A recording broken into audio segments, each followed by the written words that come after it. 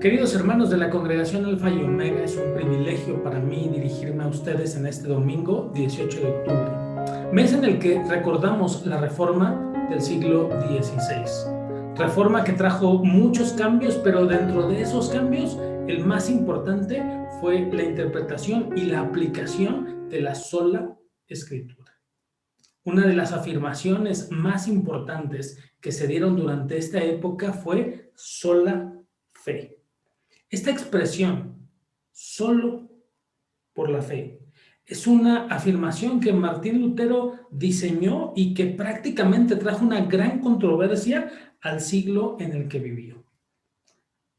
La pregunta sustancial para poder adentrarnos a esta doctrina es cómo el hombre puede justificarse delante de Dios. Esta doctrina en su momento y en este momento es una doctrina urgente, es una verdad de vital importancia para todos y cada uno de nosotros. Lutero decía que esta doctrina, la sola fe, era un artículo sobre el que la iglesia se mantiene o cae. Él decía que toca el corazón del mismo evangelio. Es un artículo, decía Lutero, en el que la iglesia se sostiene, ya que es esta doctrina la que nos enseña cómo podemos ser redimidos. Por otro lado, Calvino, cuando hablaba de esta doctrina, pensaba y decía que esta doctrina, la sola fe, es la bisagra sobre la cual gira toda la vida cristiana.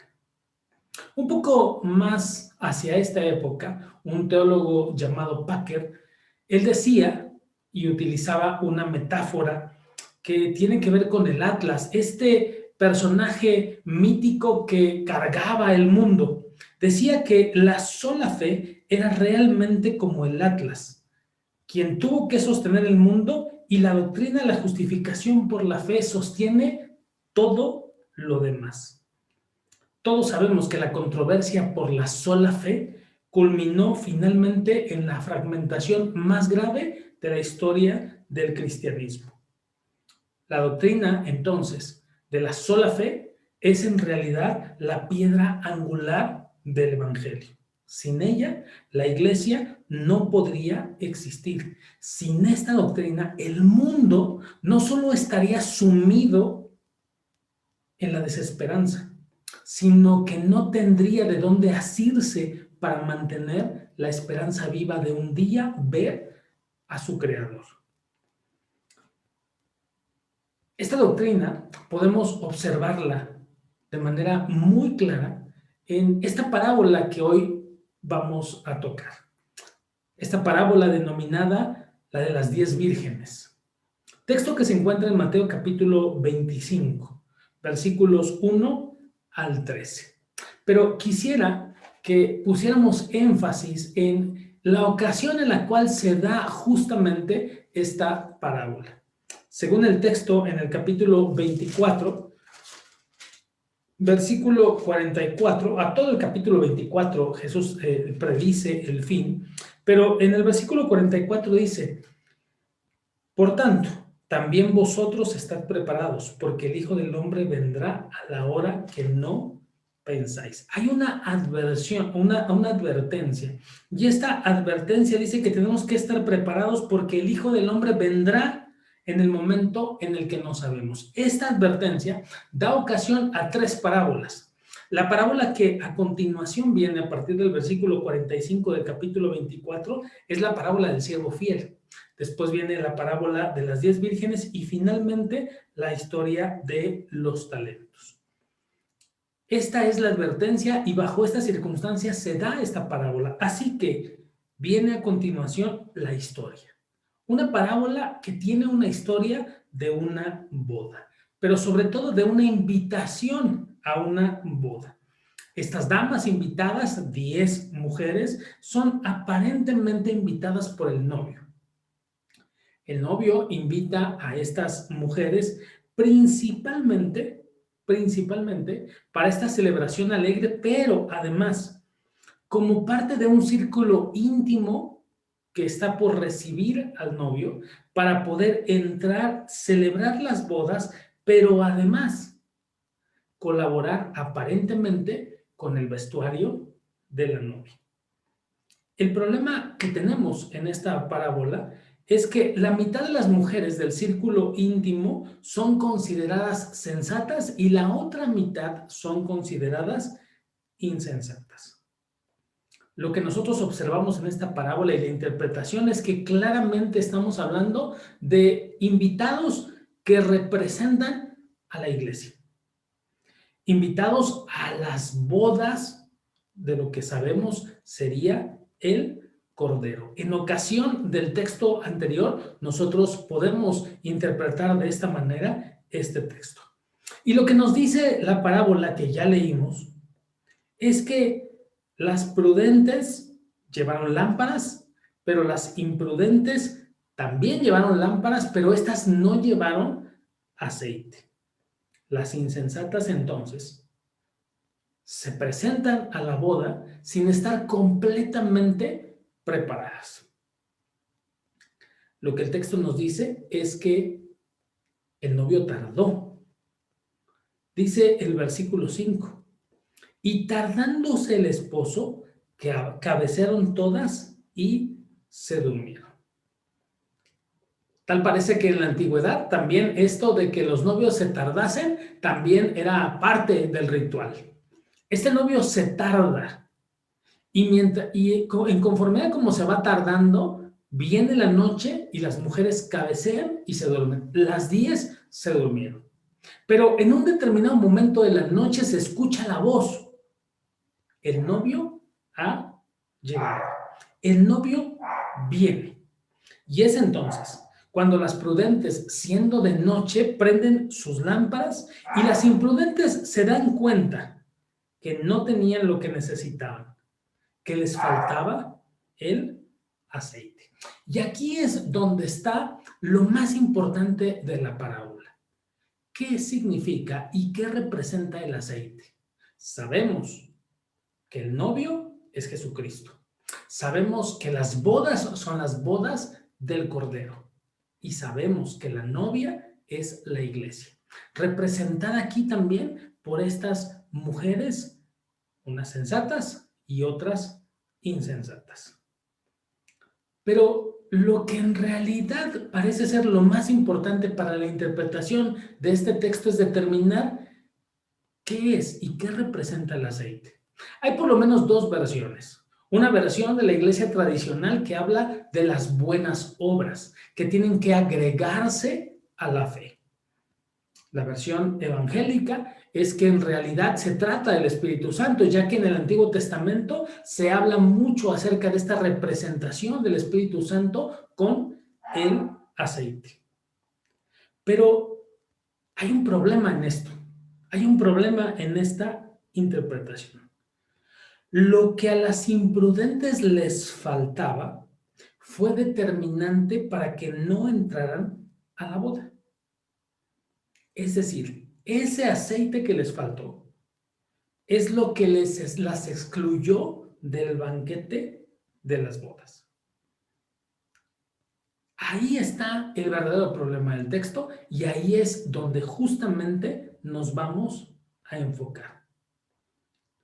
Resulta que dice a partir del versículo 7 en adelante, entonces todas aquellas vírgenes se levantaron y arreglaron sus lámparas. Y las insensatas dijeron a las prudentes, dadnos de vuestro aceite, porque nuestra lámpara se apaga. Hay una especie de inicio de negociación. Se dan cuenta que el novio llega y se percatan que no tienen lo necesario para poder acompañar en la noche al novio hasta el lugar donde iba a ser la boda.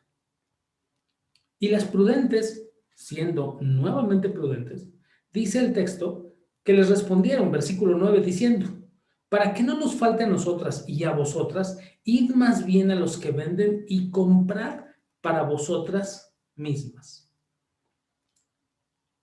Lo interesante es que estas mujeres imprudentes obedecen y salen a comprar el aceite. Pero lo que dice el versículo 10 es en realidad lapidante. Pero mientras ellas iban a comprar, vino el esposo Y las que estaban preparadas entraron con él a las bodas y se cerró la puerta. Esto es en realidad un asunto grave.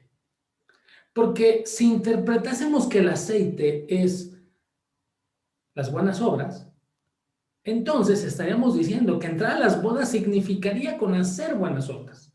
Si dijéramos que es el Espíritu Santo, entonces diríamos que lo que impide que se acerquen y que lleguen a la boda es la presencia del Espíritu Santo. Así que esto es un asunto muy importante. Ellas entonces llegan, regresan, versículo 11. Después vinieron también las otras vírgenes diciendo, Señor, Señor, ábrenos. Van, aparentemente compran el aceite y regresan diciendo, Señor, Señor. Tal parece que esta idea, esta expresión de Señor, Señor, significa algo así como, tengo una cercana relación contigo.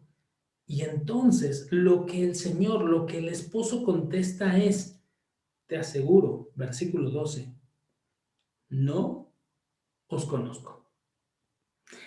No hay en este texto una posibilidad de mediar entre el lenguaje.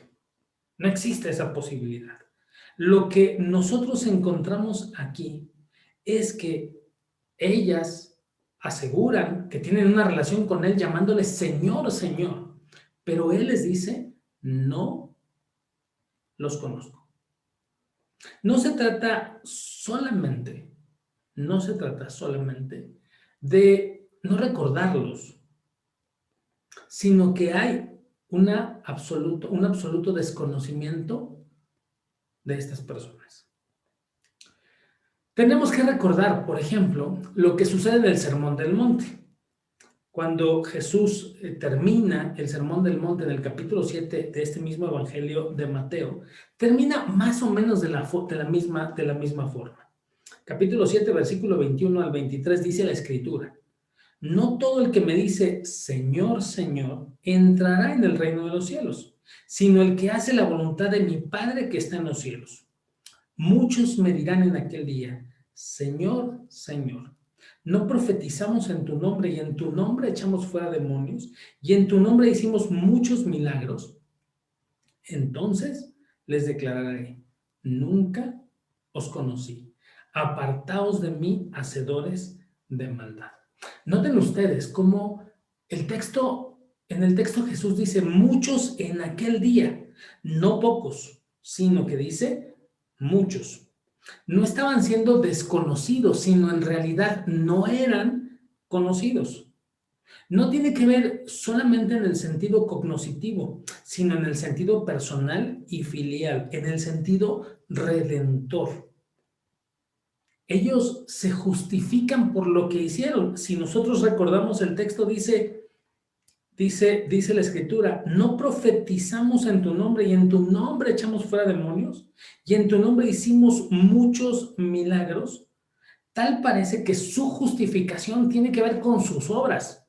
Pero ante las obras que estaban manifestando, obras que seguramente eran verdad, el Señor les dice, nunca los conocí. Nunca tuvimos esta cercanía salvadora. Por lo tanto, podemos asegurar que lo que le faltaba a las vírgenes no eran ni obras ni la presencia del Espíritu Santo como tal, sino la fe salvadora. Sé que algunos estarán pensando que por lo tanto les faltaba el Espíritu Santo, por supuesto, pero en esencia, en materia fundamental, lo que les estaba haciendo falta era la fe salvadora. No tenían la regeneración que venía evidentemente por la presencia del Espíritu Santo. Uno como consecuencia de lo otro. Quisiera recordar aquí, y es algo que me parece muy importante, que no somos salvos por esta doctrina. No es por la fe en la doctrina que somos salvos, sino que somos salvos por el contenido al que apunta la doctrina. por el contenido fundamental al que apunta. No es por creer o sostener una doctrina, sino es por hacer propia el contenido de la doctrina. ¿Cómo podría, y esta es la pregunta con la que prácticamente iniciamos, cómo podría un pecador sobrevivir al juicio final de un Dios santo? ¿Cómo podríamos presentarnos delante del Señor? Esta pregunta es una pregunta histórica y por eso el salmista se pregunta: oh Señor, oh Jehová, si mirares los pecados, ¿quién podrá mantenerse? Esta es una pregunta retórica que la única respuesta posible es: nadie puede mantenerse. Cuando nuestra conciencia nos alerta del pecado, cuando nuestra conciencia nos alerta de quién somos en realidad delante de Dios, ¿cómo entonces nos presentaremos delante de Dios? Y aquí es entonces donde aprendemos a través de esta doctrina que el Dios justo es quien nos justifica. Su manera de justificar a los pecadores es trabajar desde la eternidad. Si Dios es justo y yo no soy justo, ¿cómo puedo mantenerme en pie ante el justo juicio de Dios? Lo que estoy necesitando es ser justificado. Ser justificado por aquel que es justo. De manera que ofrecer su justificación es en realidad lo que nosotros recibimos mediante la fe. Él es el que da la justificación. Las implicaciones en este sentido me parece que son claros. Si Dios es el que justifica, ¿qué nos dice de nuestra capacidad para justificarnos? Si Él es el justo y el que nos puede justificar, ¿qué podría hacer yo para poder presentarme delante de Él? No hay nada que pueda hacer. No hay nadie al que me pueda juntar. Ni siquiera la iglesia, ni siquiera una membresía oficial me puede justificar. Es Dios y solo Dios quien puede pronunciar el veredicto final de mi justificación. Es por eso que los reformadores, y esta doctrina de la justificación está dentro de lo que se denomina la teología sistemática, y los reformadores insistían en una palabra. Ellos decían que la justificación es forense. Esto, la palabra forense, significa que es un anuncio o un pronunciamiento desde el campo de la ley. En el análisis final, Dios nos justifica cuando Él declara de manera forense, cuando pronuncia que somos declarados justificados por Él. Dios declara que siendo injustos, que siendo pecadores, podemos ser justificados. Esto, amados hermanos, es suma y substancia de doctrina. Los que somos justificados somos al mismo tiempo justos, pero también pecadores. La gloria del Evangelio es que Dios declara a la gente justa ante sus ojos, aunque somos pecadores. Cuando se predica el Evangelio, hay dos malas noticias. La primera es que somos pecadores y la segunda es que no podemos hacer nada para justificarnos delante de Dios. La fe no es una obra suprema de la justicia. La razón por la cual Dios nos declara justos es a causa de la obra de Jesucristo a favor de nosotros. Realmente, la justificación por la fe es la síntesis teológica de la justificación en Jesucristo. Sobre la base de la justicia de Cristo, Dios nos declara a nosotros justos. Podríamos casi asegurar que esta parábola de las 10 vírgenes no es una parábola para paganos, es una parábola para nosotros, cristianos profesantes. Gente que hemos hecho la profesión de fe, pero que tenemos no solamente que hacer una profesión de fe pública, sino que debemos poseer internamente la fe total y absoluta en Jesucristo. ¿Con qué grupo te identificas? ¿Te identificas con el grupo de los insensatos o de los sensatos? ¿De las insensatas o de las sensatas? Lo que bien trae este texto en el fondo es que para disfrutar la alegría de las bodas tenemos que reconocer a Jesucristo como nuestro Salvador. Tenemos que tener la fe, esta sola fe en Jesucristo que nos puede justificar delante de Dios y nos permite el pase a la misma presencia y a la gloria del Señor. Probablemente en este tiempo de pandemia creas que las cosas se han terminado. Pero quiero decirte una cosa que es importante. Si las cosas no se han terminado, es porque Dios te está dando la oportunidad para que te acerques. Es posible que estés esperando las bodas del Cordero, pero probablemente no tengas aceite suficiente para el momento importante. Es hoy el momento en el que puedes acercarte a Jesucristo y ser justificado por la fe. No por las obras, no por lo que hagas, no por la profecía, ni siquiera por los dones milagrosos, ni por la participación en la iglesia, ni por el compromiso, ni por la entrega de los diezmos. Todo eso es una consecuencia del hombre, de la mujer, salvos. Pero, la salvación por la fe es solamente imputada a ti y a mí a través de Jesucristo.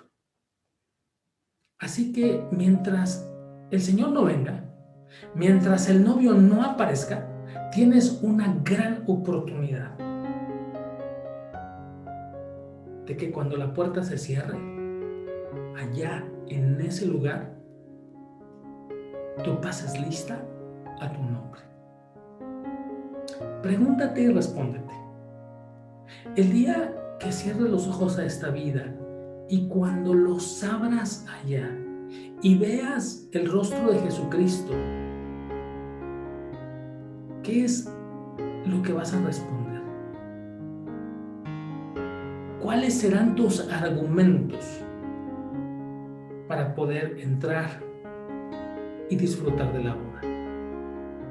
El único argumento que te va a poder llevar a la gloria permanente es que entregaste tu vida en fe a Jesucristo. Que el Señor los bendiga.